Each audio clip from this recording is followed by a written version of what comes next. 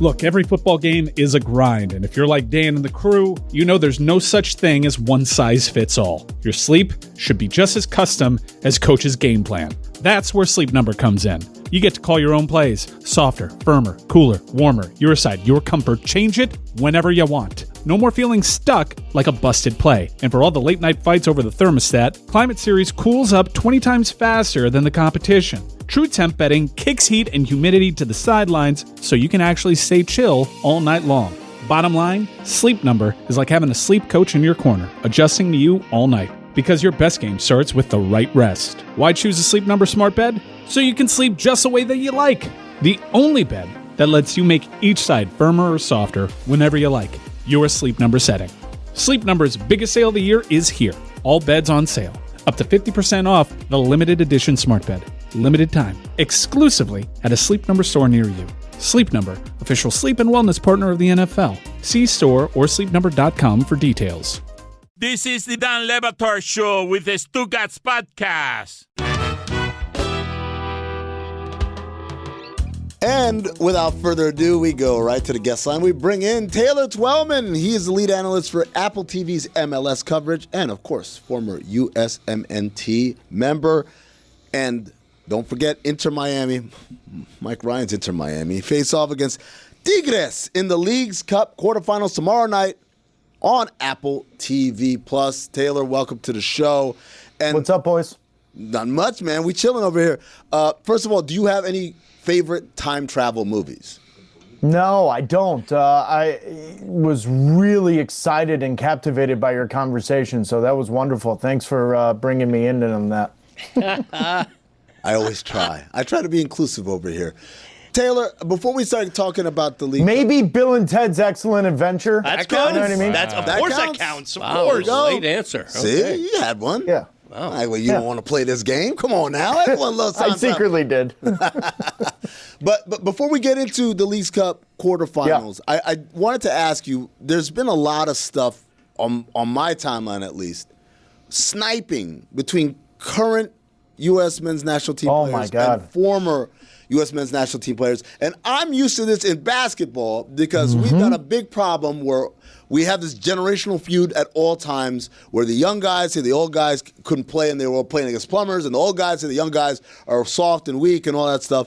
And I'm wondering, has this always been a thing for U.S. soccer, or is this a new development? I think the word you use is perfect, generational. I think the fact that everyone has an access to an individual that maybe the older generations didn't have, whether it's podcasts, whether it's Instagram, whether it's X, whatever it may be, they have immediate access to have an opinion, or in this case, a docu-series that I find very interesting that as a player, now I'm putting my former player hat on, going into a World Cup, I'm not completely sure I would have done this and given the access going into a World Cup where it is the biggest moment in U.S. men's soccer history, where you're given insight into maybe your vulnerability, the fact that now we have parents coming into this, and I'm glad you brought it up. It even happened in the NBA. Halliburton's father was involved, whether or not it was in the Eastern Conference Final, then the NBA Finals. Now we got Christian Pulisic's dad wanting to give his opinion. I don't care what generation you're from. Anytime when you're an adult and you bring your parents into a rock fight or a cat fight or however you want to describe this, that's never going to be in good sight. But the reality is this, it is more a generational thing than a soccer thing. But I find it very intriguing that all of a sudden going into a World Cup where you as a team have been lackluster, if I'm being polite, with your results over the last 24 months and coming off a World Cup where you already had a family feud with Reyna and Berhalters and their family. I just find this to be really, really immature and missing the boat with timing of everything, especially 9 months before World Cup is in your backyard. Taylor, am I wrong for saying that this is their identity, it would seem? Because this is a team that for the longest time, you were part of it. You knew the U.S. men's national team soccer identity. We'd try to get you with our athleticism. We'd counterattack, but you could always count on dogs, guys that would not just resign themselves to a talent disparity. And now it's just, let me get my dad involved in this. Let me fight for playing time politically and not on the pitch. And it's very confusing to me that you could always at least count on an American edge. Where are we in the international landscape where the U.S. still thinks that they've arrived to a point that they shouldn't have this edge? It's amazing, buddy, the way you just put that, because the reality is first off, let's make this abundantly clear. The question of Christian Pulisic and his commitment to the national team was completely off base. He's always been committed, and he still will be committed. That's not what we're talking about here. But that's what got Christian Pulisic and his family upset. He could have nipped it in the bud, immediately releasing a statement of why he's not playing in the Gold Cup. And that is what U.S. Soccer expected. Then it doesn't happen. You just hit the nail on the head. They created this own identity. It's nobody on the outside's fault that they are reacting and doing their job at the same time of giving their opinion of the situation that's going on. But the reality is this, and you hit the nail on the head again, Mike, is that the identity of this team is no longer, we're going to outwork you, we're going to have a dog in this fight, we're going to roll up our sleeves and do whatever we can to beat you. Now we're questioning whether or not you have that. And in 2014 World Cup, in the United States tied Portugal, should have won.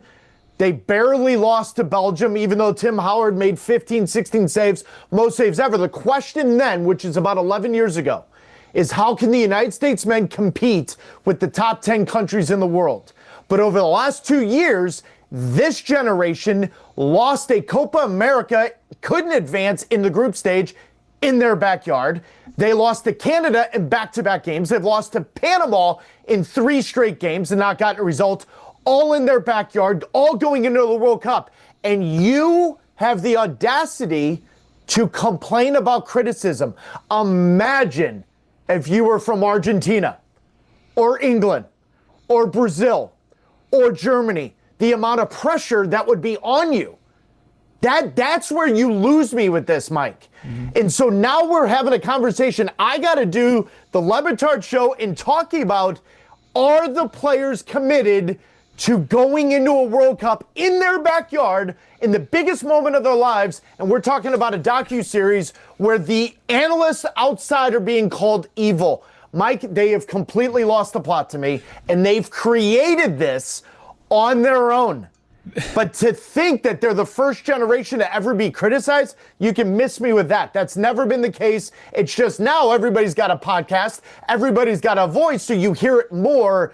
But it's getting to a point where it's ridiculous, and we're really talking about baby games here. So there are some examples where all this drama, this soap opera element, really just take a chainsaw to a team's chances in the World Cup. We saw it with Spain. We've seen it with France before, where the soap opera gets to be too much. But we've also seen these galvanized host nations. South Korea went on an incredible run with a late managerial change. Russia, there was other stuff going on there, maybe some performance enhancers. Well, not maybe, but they were able to get it together as a host nation. Is the fact that, I know this is a shared World Cup, but is that enough to galvanize this team? Because right now we don't have much proof that they can just rally together under a banner and get all on the same page and put their egos aside. If there's ever an opportunity to do that, it's when you're the host nation. Yes, the answer to that question is yes. And there is still a part of me that believes that 9-10 months from now, when the United States gets out of their group, they win a knockout round game, they maybe win a second one, all of us are going to look back at this and say, this is what galvanized the group together. There's always that possibility. You can't fret about yesterday and not really worry about tomorrow. You got to take care of today. And the reality is Christian Pulisic's coming off a weekend where he just scored a goal for Milan, and he looks like he's in good form. He's coming off the 2 best professional seasons of his career. Absolutely, this can galvanize the group. But if you're going to ask me if I'm confident about that, that's where I don't know. It's August 19th, 2025. In this moment, the fact that we're talking about a docuseries going into a World Cup, I don't fully believe in that. However, as a player, I will tell you this, that group can come together in spite of what they believe everyone on the outside is saying and what everyone on the outside is rooting for. And they can believe in that, and they can use that as motivation, and they can absolutely have the World Cup of their dreams. And then after that, look at all of us on the outside and say, I told you so. But that's what they have to do now because they brought more attention to them for negative reasons than they needed to. Mike, now they've got actually more pressure on them, which is kind of hard to believe because this is going to be the biggest moment in the men's national team program in the history. And I can't believe we're saying they've got more pressure on them now than they did about 2 months ago. Taylor, moving back to MLS talk, Messi is leading the league with 19 goals in 19 matches. How much of that is he's just awesome and how much of that is the competition still isn't quite up to snuff? It's Messi being awesome. The fact that Messi goes to World Cup qualifiers at the age of 38 and contributes on the same level that he did 10 years ago, that will tell you that he's the unicorn. He is what he is, and this is what Messi is. Now, Father Time is knocking on the door. There's a few more nagging injuries that pop up here and there that didn't pop up 10 years ago. But for a player to come to Major League Soccer like Lionel Messi has done, and now Rodrigo de Paul, who is the defensive midfielder, the bodyguard of Messi for Argentina's World Cup team coming up in 8 months, for them to go to CONMEBOL in South America World Cup qualifying and still contribute at a high level, that tells you the level of Major League Soccer has risen, but also those players are just special. Messi is operating at a completely different level, and I can't believe we're still talking about him at the age of 38, because you can see declines in other players around the world when they hit this age. Messi's assist this past weekend, there's about 2 players in the history of the game that even saw that, let alone being able to pull that off, and Lionel Messi's one of them. Taylor, best guess, Messi will lead Miami to an MLS Cup title, and will Messi be back next season for the debut in the new stadium? I think Messi's will 100% open up the stadium for Inter Miami and Major League Soccer. I don't know if that's even really a debate right now. I think they're crossing their T's, dotting their I's, and getting that together. That's also why they're making signings like Rodrigo de Paul and other signings that are going to come. Winning MLS Cup is so tricky because they're one-off games and they're knockout round games, very similar to what we do in the NFL where it's just a one-off game. And so there is this random optimizer, for lack of a better way, that if Miami's on the road and the goalkeeper for the other team stands on their head, FC Cincinnati beat Miami this year 3-0. So there is that one-off. But if everyone's fully fit come playoff time, the answer to your question is Lionel Messi and Inter Miami will be the front runners to win MLS Cup. But it's a big if everyone's going to be healthy. Couple marquee signings into MLS recently. Sonny has got the hottest selling jersey in the world for LAFC, and Mueller's now at Vancouver. That's an interesting signing. More questions about their form and the stage that they're at in their careers than Messi had, where Messi was still very much recognized as the best player in the world. Sonny probably has more good football left in his tank than Mueller, but what is the early feedback from them being around these clubs? Heung-Min Son has been brilliant, and for those of you watching the show, he has asked everyone in the United States to call him Sonny, so Mike, rightfully so, calling him Sonny. Good on you. It's a first for Major League Soccer to have the star from South Korea come to Major League Soccer. So he's brought eyeballs to Apple TV. He's brought eyeballs that maybe wouldn't have paid a lot of attention to Major League Soccer. So the off-the-field part of that, he's a home run. On the field, I think he's going to be better than people think. Now, he doesn't have the name of Lionel Messi or David Beckham or Zlatan Ibrahimovic, but it's very similar to Robbie Keane. And historically in Major League Soccer, Robbie Keane's one of the best winners in Major League Soccer history. He also made a move to Major League Soccer and still contributed at the international level. That's exactly what Sonny's going to do. I think LAFC really hit a home run with this. Thomas Mueller, I'm on the record and I'll be on the record. I don't know how to evaluate the signing. I love the fact that he's in Major League Soccer, but he did a 180 with 3 or 4 teams, Mike, in discussing contracts and where he wanted to play, how he wanted to play, what positions, to all of a sudden being playing in Canada for Vancouver. Now, he believes in the next 6 months, Vancouver's got the best shot to win the Western Conference and be an MLS Cup, but he's also got an option to get out of that contract. Now, what we don't know publicly, is it 100% a player option, or is it both Vancouver and his? Because I find that interesting. Is he coming here to test it, to see it, and then move on? He's there to win a trophy. Listen, he's won everywhere he's been in his life, whether it's with Germany or with Bayern Munich. But that's a difficult one to assess because I don't know how much is left in the tank. But I think Vancouver's a good enough team that they can help him acclimate himself, get him there, get him ready for the playoffs. And that's usually where the cream rises to the top. Taylor, what did you make of MLS suspending Jordi Alba and Leo Messi for missing the All-Star game? I know Mike Ryan was pretty upset because he felt like, look, Inter had done all these things that brought money and attention to the MLS. Club World Cup. And as a result, they deserved the break. And some of us here on the show are like, no, that's the job. You got to just do it. So where did you land on that? Well, someone that played in the All-Star game during congested schedules, it's a different league. I get that, but it is part of your obligation to represent Major League Soccer. In saying that, the Club World Cup was a huge part of this summer for Inter Miami. All it took for Inter Miami was Lionel Messi and Jorge Mas in Inter Miami to call the league and have a conversation into it. But as of the league and everything they've told me, Tuesday nights before the All-Star game, which was Wednesday, they didn't really know. All I'm saying to Lionel Messi is, and Mike Ryan's 100% correct, but just make a phone call, have a conversation. Saturday night before the All-Star game, they played in New York against the Red Bulls, and all indications after that game was Messi and Alba were going to come. Here's the rebuttal that I would say to Inter Miami. Jordi Alba, Sergio Busquets, told Spanish media at the All-Star game the year before they came so they didn't get suspended. Why all of a sudden did that change this year? That's all I'm talking about. A simple phone call would have happened.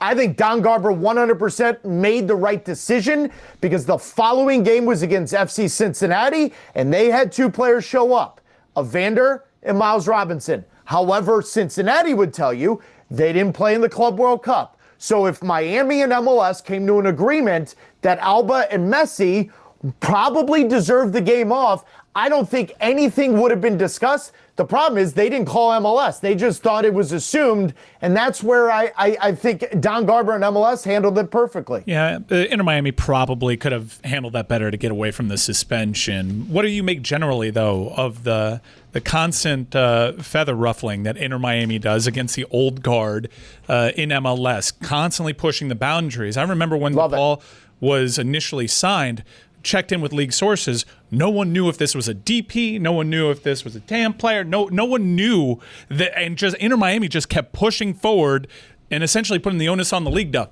figure it out. Yep. So what do you make of that? Because Inter Miami is not this old money. They have wealthy owners, but not the wealthiest, but they want to push this league forward in advance of this World Cup coming here. They got aspirations, Mike, and I love that. We're in our 30th year of Major League Soccer. There's conversations and real conversations now about changing the schedule to the way Western Europe is. That's ultimately going to put more money in the owners' pockets because right now when the transfer windows come around, they're operating a little bit with one hand behind their back because other leagues around the world are operating different times. So maybe you pay 20% more and you could get 20% more for your players. They're going to evolve. Do I think the schedule will change? Absolutely. Do the roster restrictions, salary cap restrictions need to change in MLS? Absolutely. That's part of evolution. That's part of growth. Inter Miami is raising those questions. They're pushing the ball uphill now. Now, in saying that, you can't lose the competitive integrity of the league when other teams are operating under the assumption the rules are this in this present time. But I love people that challenge it because everyone's in the same boat, Mike. The World Cup is coming here in 9-10 months. It's the rocket ship to the moon, as Eddie Q and Apple will tell you. Well, in order to do that, you got to be ready with what's going to come after the World Cup. Part of that is changing the roster and salary cap rules. Part of that is changing the schedule. And that's the one thing MLS has done, maybe slower than others would like, but they still do it, is they will make changes that they see fit when it's necessary to grow the league. And I think Inter Miami has raised some good concerns about that. But all of that is about having the greatest player of all time in your backyard and bringing some of his friends. But I'm not sure Sonny, Thomas Mueller, 6 World Cup winners are in Major League Soccer. Think of that. Post Lionel Messi, that's in less than 2 years. 6 World Cup winners. they're asking questions of the league and they want it to grow, I'm all for that. Taylor, do you hear other team executives maybe resenting the way Inter Miami goes about their business? Yeah, but I think that's all out of jealousy, and that's a good thing. I think it's no different than sometimes what we ask about. It's not really the same, but you know what I'm gonna say here. Patrick Mahomes and the Kansas City Chiefs, right? Whenever there's this consternation regarding a team and an owner and a group of players, that's because they're probably doing something that you wish you could do. They have something that you wish you have. I love it. I think we need more villains in Major League Soccer because I think the leagues around the world, I think the leagues in all the other major sports in the United States, you have your villains, you have your enemies, the teams that you love to hate that you constantly want to beat. I think Inter Miami is one of those, and I think it's great for this league. I think it's back page stuff, as they like to say, in Europe and in England. I love everything about it. But to answer your question directly, absolutely you hear complaints and conversations and arguments, and I just sit there with a smirk on my face because I love it. You can catch Taylor and the rest of the MLS season with the MLS Season Pass on Apple TV Plus, and of course, Messi and Inter Miami host Tigres in a Leagues Cup quarterfinal match Wednesday at 8 p.m. Eastern on Apple TV Plus. Taylor Twellman, thank you for joining us. Was Wayne's World time traveling or no? No. They did use that as an effect. Almost. It's not central to the plot, but there were time travel elements. All right. I'll give it to you. I'm out of here. All right. Thanks a lot. What does Zyn give you?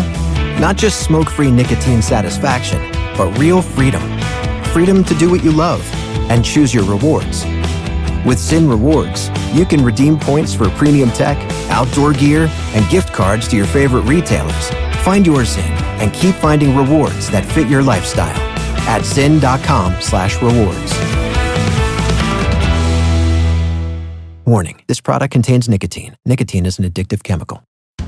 The rivalries, the bands, the upsets, college football is back. Think you know the game? Put it to the test with DraftKings Sportsbook and turn picks into big payouts. New customers bet $5 and get $200 in bonus bets instantly. With live betting, rivalry week boosts, and more, DraftKings Sportsbook has everything you need to own your Saturday. Download the DraftKings Sportsbook app and use code DAN. That's code DAN for new customers to get $200 in bonus bets instantly when you bet just $5. In partnership with DraftKings Sportsbook, the crown is yours. Gambling problem? Call 1-800-GAMBLER. In New York, call 877-8-HOPE-NY or text HOPE-NY at 467-369. In Connecticut, help is available for problem gambling. Call 888-789-7777 or visit ccpg.org. Please play responsibly. On behalf of Boot Hill Casino and Resort in Kansas. 21 and over. Age and eligibility varies by jurisdiction. Void in Ontario. Bonus bets expire 7 days after issuance. For additional terms and responsible gaming resources, see dkng.co/audio.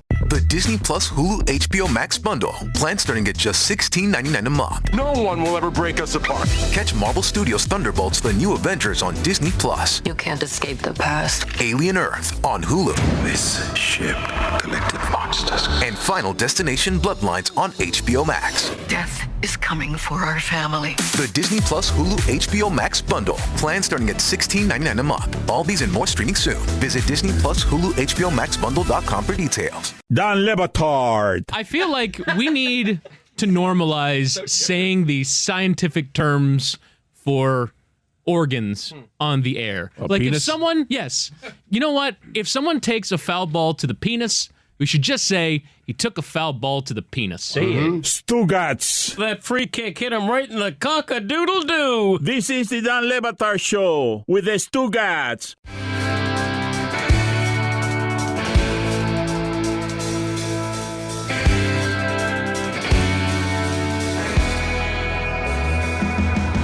That was some good breathing during that interview, Dad. Oh my gosh! Yeah, you on fire, I was wondering Greg. what that sound Christ. was. I was like, was the air on? Greg's on fire. I literally was. Sometimes you want him to die? I don't understand. Hold on. He's not supposed to breathe? Hold on. In Greg's defense, you've been chapping his ass saying get in front of a mic for months on end. Finally. And now he's right on top of the mic and you take issue with it? Shame on you. Shame. What are you talking about? You know what they say, Christopher? Live life with a plum and alacrity. Thank you, Billy. I do say that. Thank you very much. Is that how you say that? A plum and alacrity. Okay. Yeah. Just making sure Billy. The big two. Was Big two. Oh, alacrity is one word. Yeah. I've never heard that word either, but I thought it was two words, like alacrity. Oh, No, like one alacrity. Yeah, what does alacrity mean? Teach me something. It means like you. Well, you're back not in front of the mic. Cool. You tackle life with enthusiasm and excitement. Yeah, it's also not a plum like, the fruit of No, plum. a plum. Yeah. It's not like two, like a plum and alacrity. They're not two separate things. Yeah. A plum means you tackle a hard task with great self-confidence. This is crazy. That's two words. I thought that were two words. That's crazy. Thank you for teaching me something. You're welcome. Anytime. Time for weekend observations. It is time for Stugatz to share his game notes.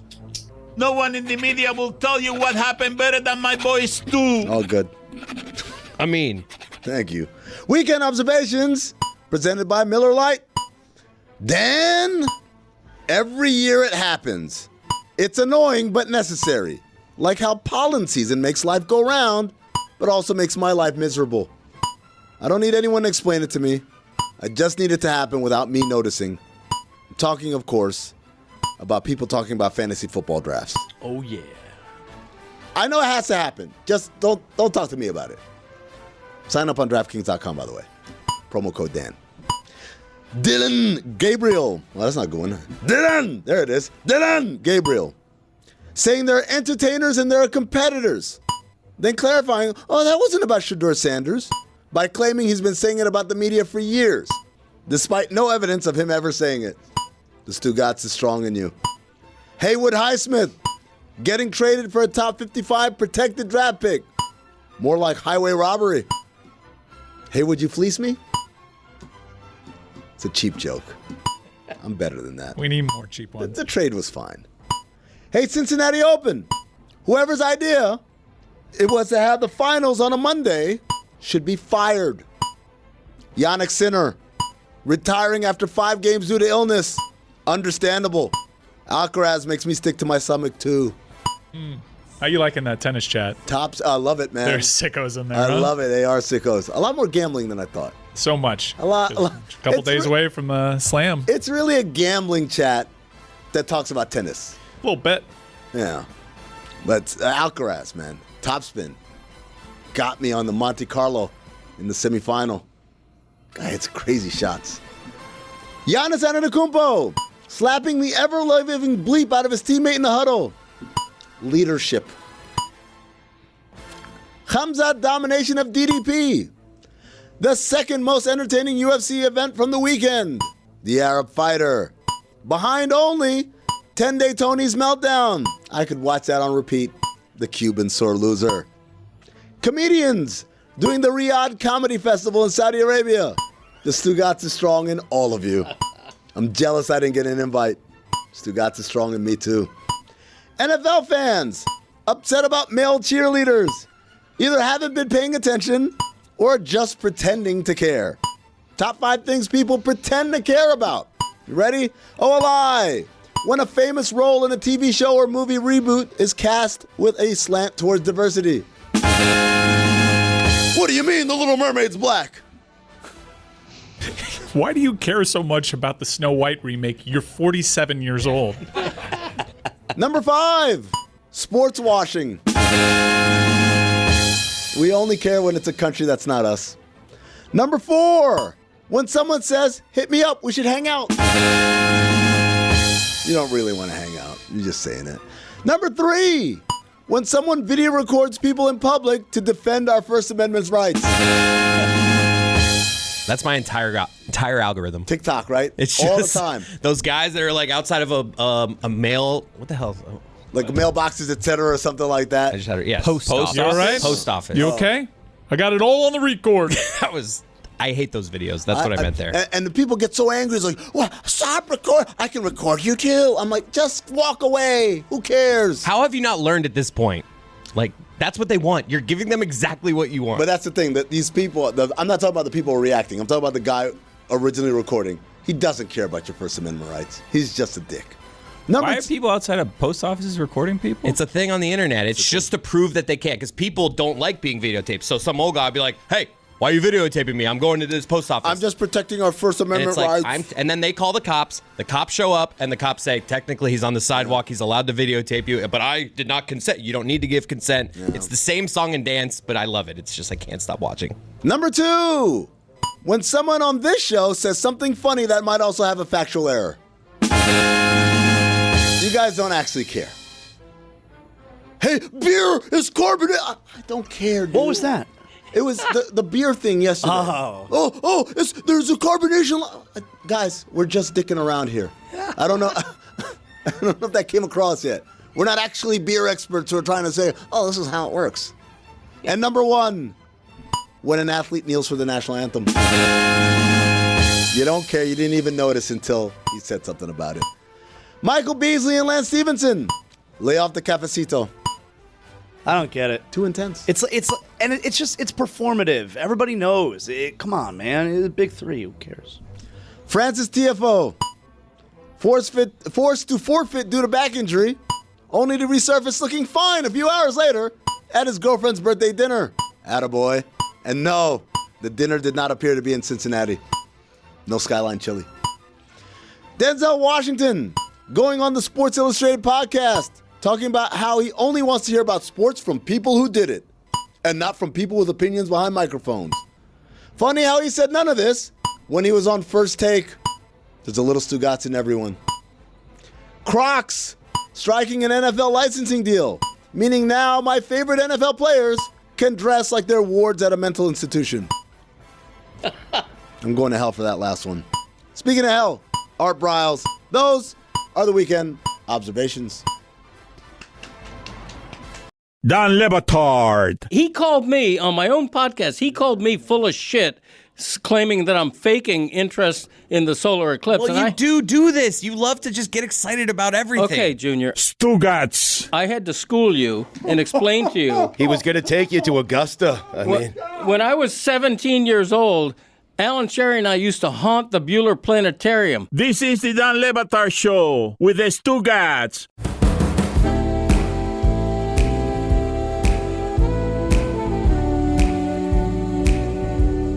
Denzel sounded old, right? Dude, if that was kind of his thing, he did sound old. He sounded old, especially when he said he could still throw hands and stuff. Looking a little old. He's 70. I mean, if I look like that when I'm 70, I would take it, obviously. But he's a national hero.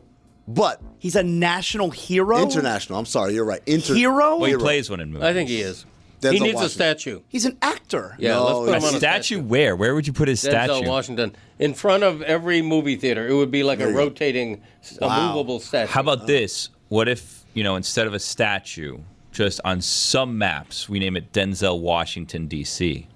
That's not bad. Why not all the maps? Well, because, people argue over what maps say now. Some say Gulf of Mexico, some say Gulf of America. How about this? I don't know the process of actually changing it to Denzel Washington, D.C., but if you say it, then you print a map, you could just buy one. How about this? Denzel Washington, D.C. on some of the maps. Mm-hmm. Denzel Washington State on others. I like that. How about Denzel, D.C.? Drop the Washington. Well, hold on a second. It's a lot cleaner. You know what?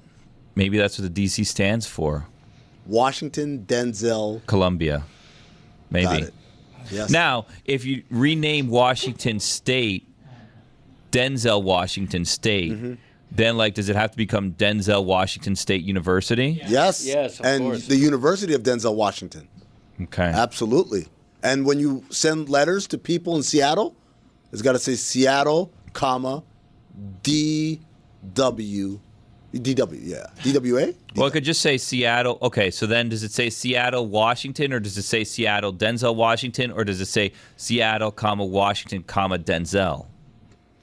No, it goes Seattle, Denzel, Washington. Okay, that's true because North Carolina, you don't do Raleigh, comma Carolina, comma North. Exactly. You're right. Yeah. I'm still trying to figure out question. Why he's a hero. He's a hero, man. He's an inspiration to many. No, he is. Okay, those are two different things. Yeah. Well, that's what heroes do. Denzel George Washington. Denzel Washington Carver. Listen up. George Washington Time Carver. to think fast. Is this a real or fake podcast? Oh, I love this game. Nice. Good at I do too. It was a good game. Bit of a lifeline today. Bit of a lifeline. Here's our host. Oh, you didn't like the Denzel Washington talk? I was lost. Zero Fox Given with Jamie Foxx. Oh, that's a good name. That's a good name, but I'm going fake. So he used to have a Sirius XM channel called the Foxhole, and they took it and they gave it to Kevin Hart. Would he call it? No, I'm going to say fake. Yeah. Great name, though. Couldn't hear you, Dad. What was your answer? It's fake. Thank you. Yeah. It is indeed fake. Yeah. He doesn't have time for a podcast. No. But he does. He does. What is he up to, really? He's hanging out with his friends. I saw a video of him arguing with his friends about Jordan versus LeBron. Never heard that one before. Imagine that on a podcast. The Deal with Darren Ravel.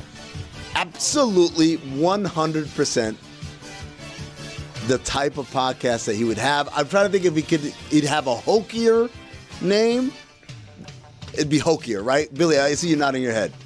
I don't think it'd be as simple as The Deal. It would be something else. I'm going to go fake. I'm going real because the history of this game, Mike hasn't been giving us someone who has a podcast, but he's been giving us the wrong name of the podcast. That would be very tricky if he did that. So I'm going, it's real.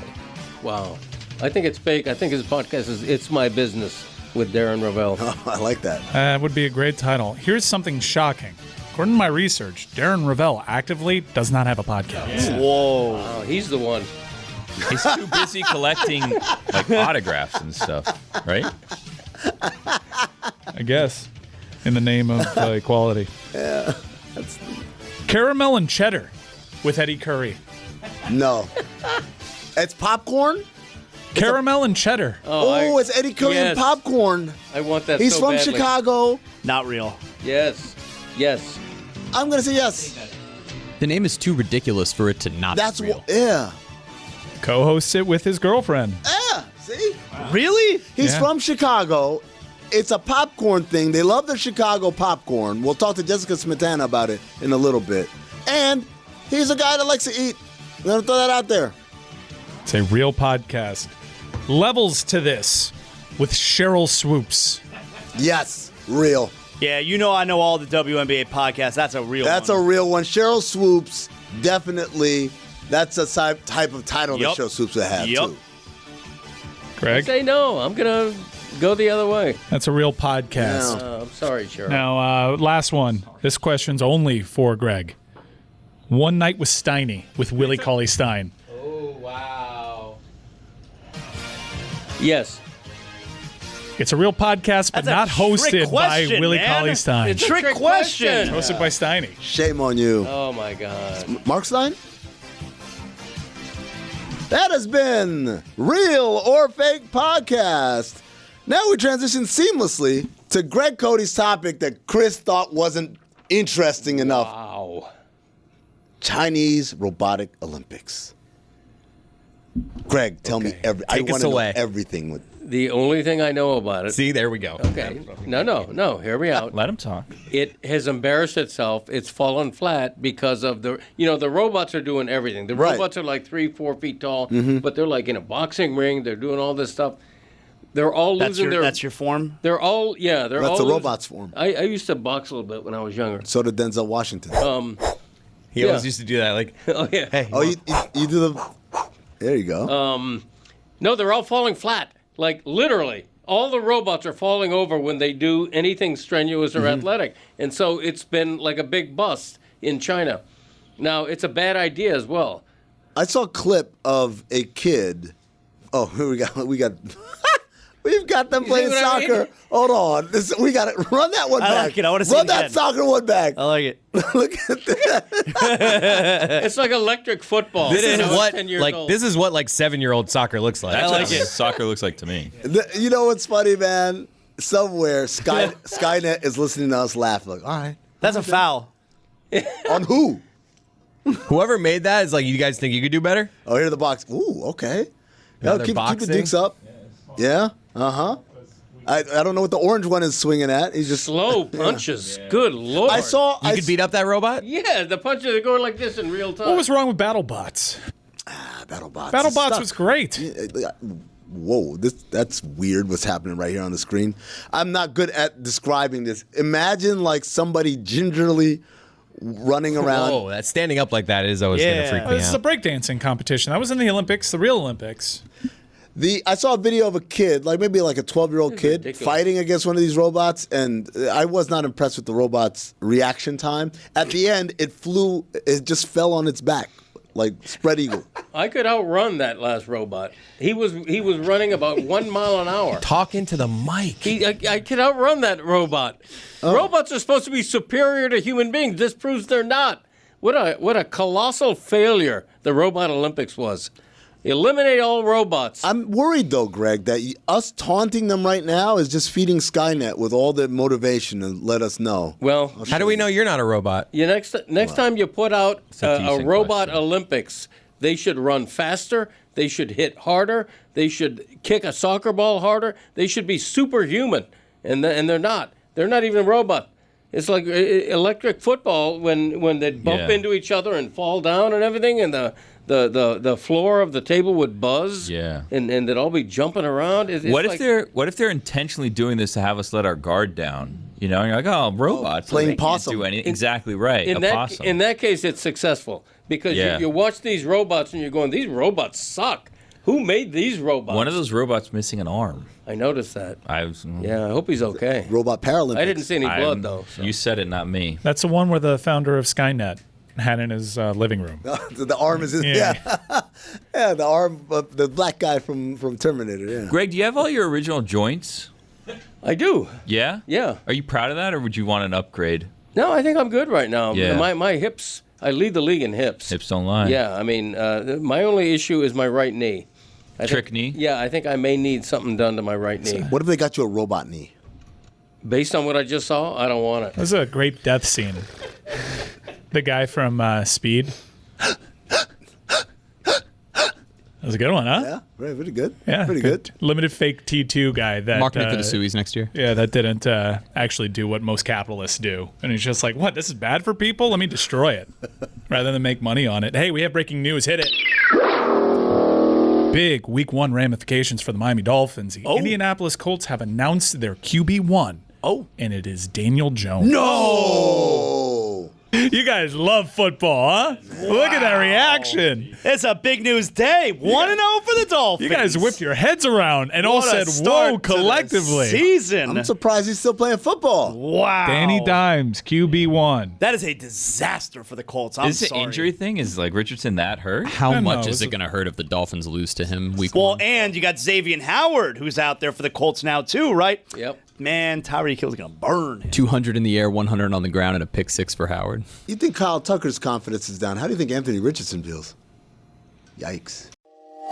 Hey, it's Mike Ryan. Those sprinklers are starting to slowly come up on the football field. Time that we have with summer is dwindling. I'm sure you're already doing that thing where you're going through your photo album, flipping through the photos that you've taken this summer, already reminiscing about the good times that you have. I know I did. And in many of the pictures that I went back to reminisce over, I had a beautiful white can of Miller Lite in my hand because I love making good times during the summer, a Miller time. And it's a good reminder, we're losing time on this summer. So why don't you share the moments that you have with a white can of Miller Lite like I have, whether it's a long weekend or a full-on vacation. It is the perfect time to get the crew back together, and since 1975, Miller Lite has been the go-to way to stock the cooler and celebrate those moments. This year marks 50 years of Miller Time. 50 years of great taste, great friends, and unforgettable memories. Brewed for flavor with simple ingredients like malted barley, it delivers rich, balanced toffee note flavor and that golden color that just hits different. Miller Lite, great taste. 96 calories. Go to MillerLite.com/Dan to find delivery options near you, or you can pick up some Miller Lite pretty much anywhere they sell beer. Cheers to 50 years of Miller Time. Celebrate responsibly. Miller Brewing Company, Milwaukee, Wisconsin. 96 calories and 3.2 carbs per 12 ounces.